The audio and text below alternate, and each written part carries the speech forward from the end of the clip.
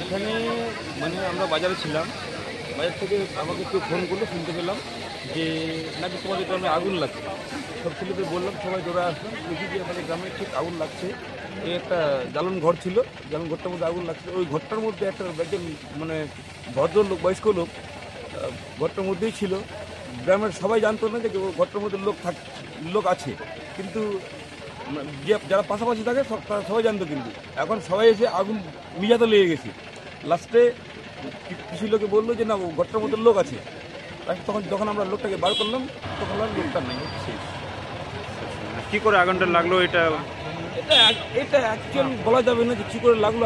যেহেতু জ্বালান ঘর, আর এখানে আগুন লাগার মতো সেরকম কিছু না যে আগুন লাগিয়ে যাবে।